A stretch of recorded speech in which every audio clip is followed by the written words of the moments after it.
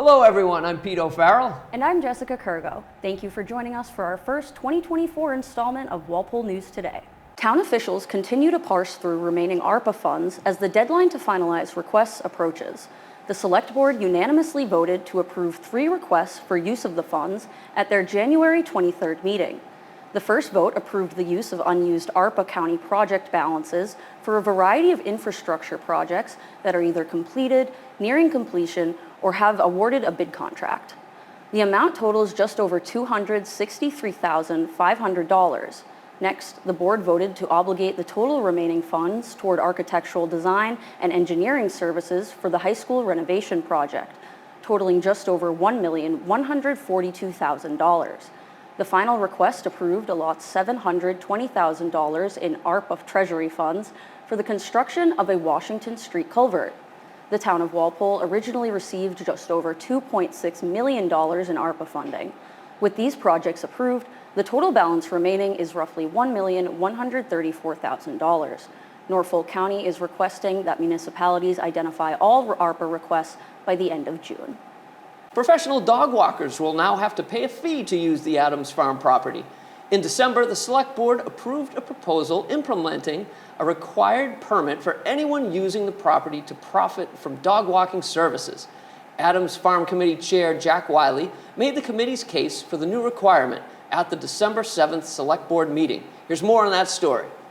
In March of 2023, growing safety concerns and visitor dissatisfaction prompted the Adams Farm Committee to deliver an ultimatum to anyone walking dogs on the property. Obey town leash laws or your 4-legged hiking companions will be banned.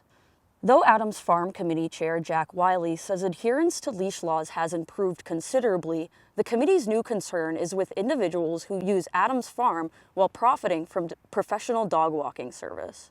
With the Select Board's unanimous approval, anyone walking dogs for professional purposes on Adams Farm will be required to purchase a permit starting in 2024. The annual permit costs $100 for Walpole residents and $200 for non-residents. Wiley explained to the board that the cost of the permit is in line with the committee's other requirements for professionals using the property. In 2021, the Adams Farm Committee implemented a permit for professional photographers at a cost of $100 annually or $60 for 6 months. Though unconfirmed, Wiley suspects that the 2023 ultimatum could be linked to a string of vandalism that's happened on the property. In a conversation with Walpole Media, Wiley clarified that the seemingly deliberate and targeted vandalism began only after the 2023 ultimatum was announced. This fence surrounding the community garden was cut from top to bottom, and a common-use sifter was stepped on. A fence protecting the delicate monarch fields was also damaged. Wood was deliberately removed from trail bridges on 2 occasions, and informational signs have been defaced. At this point, both the culprits and their motives are unknown.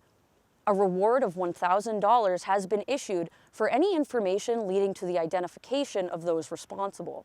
For Walpole News Today, this is Jessica Kurgo.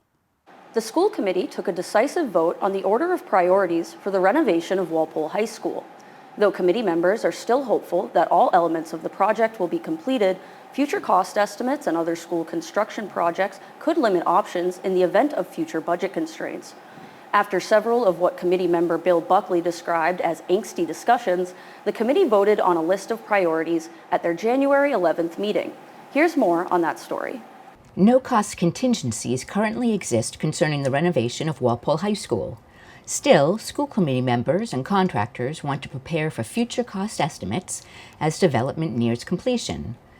Following a December update from Tappe Architects and Fontaine Brothers Incorporated, the school committee took a decisive vote at their January 11th meeting. The committee ultimately decided in a 5-to-1 vote to approve school administrators' suggested list of priorities. Starting with the addition of an athletic field house, followed by the expansion of additional site parking, next the development of a music and multi-purpose area, then the renovation of counseling and student service offices, the replacement of outdated HVAC systems, the modernization of the school's science wing, and finally the addition of an educational greenhouse. Members weighed various factors including urgency, cost, efficiency, and current incentives available should funding constraints arise.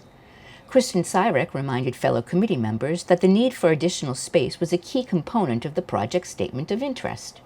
Committee member Bill Buckley agreed that an athletic field house would open more opportunities for future development. You know, as been discussed, I think the field house addresses the main points of the SOI, which was space, and allows us to do more things. By opening up that space, we can attack it piecemeal, even if it is a couple of labs at a time, even if it is a portion of student services at a time. Some committee members, including Nancy Gallivan and Jen Gayositz, advocated for the prioritization of the school's science wing, stressing the importance of a robust curriculum and its direct relevance to academic growth. Committee member Mark Breen was unconvinced that new science labs are in line with other nearby high school renovation priorities. We need to prepare kids for jobs that don't exist today. And to me, that's what the potential of increasing our offerings in science and technology do. For me, academics needs to be the focus, and as you said, HVAC is going to have to get done at some point. I do not love the fact that we're talking about it now, and I think our focus should be on academics. Are there any 25-year-old high schools out there asking to tear the science rooms down to the studs and replace them, aside from us?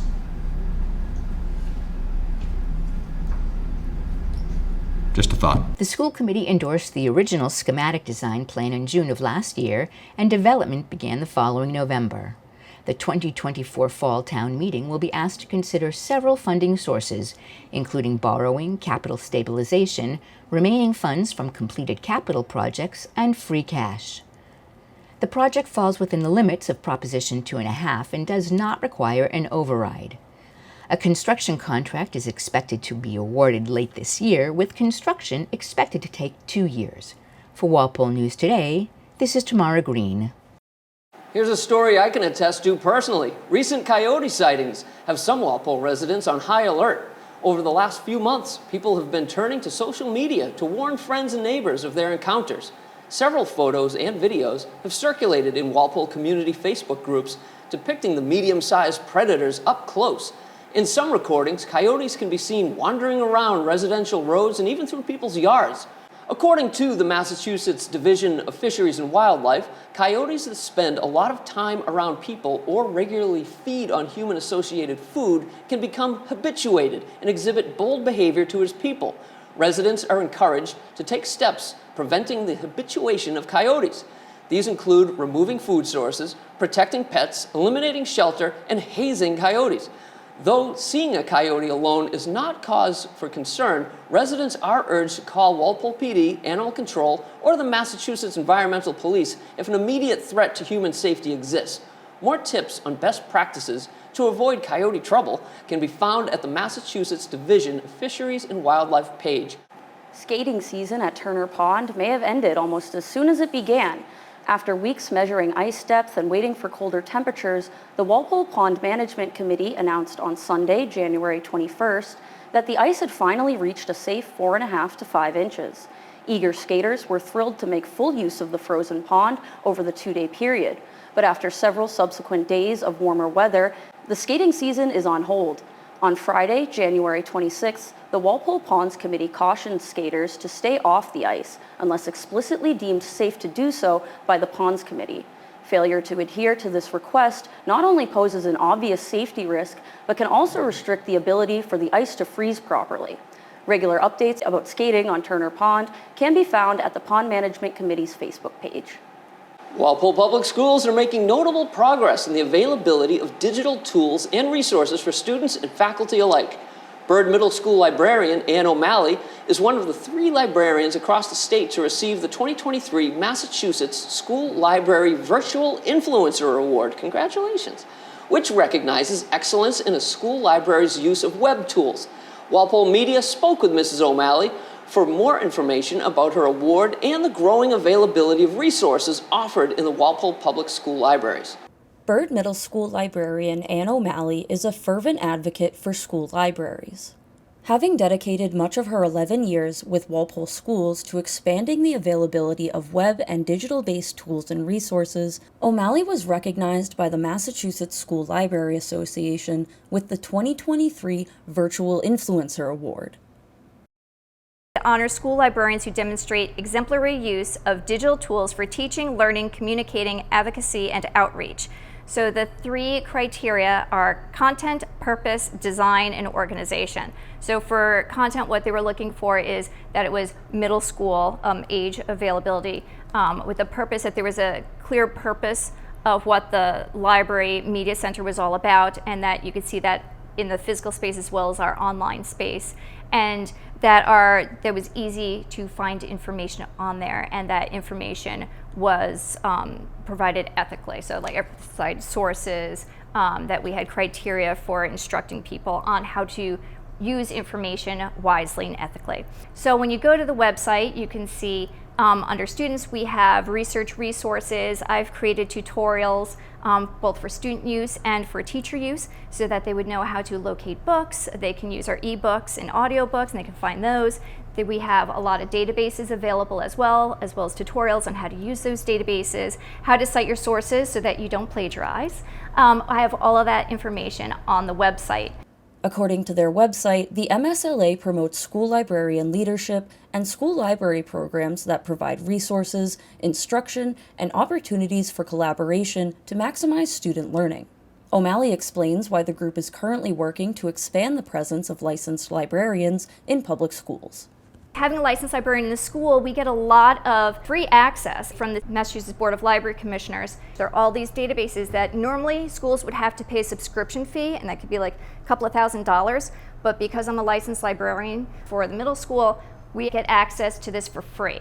So it's amazing the wealth of information that these students have access to. They would have to pay in order to receive all those databases.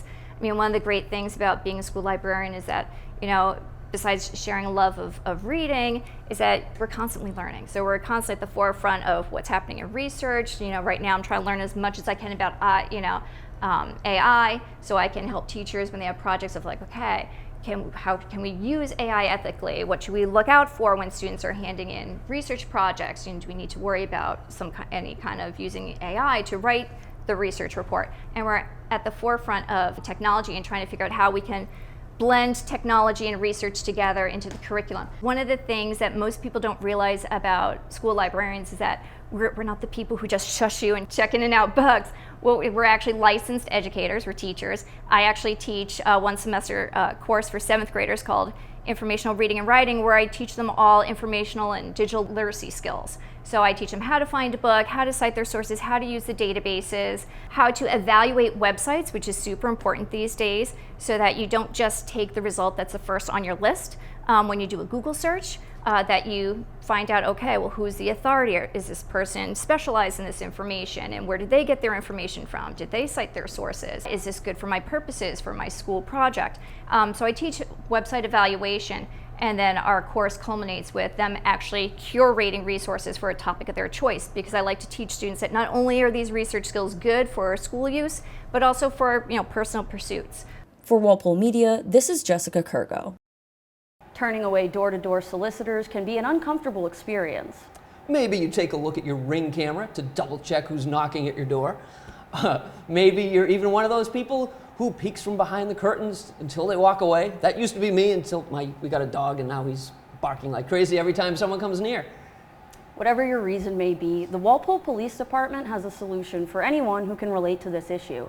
At the start of 2024, WPD implemented an opt-in do not knock list for town residents.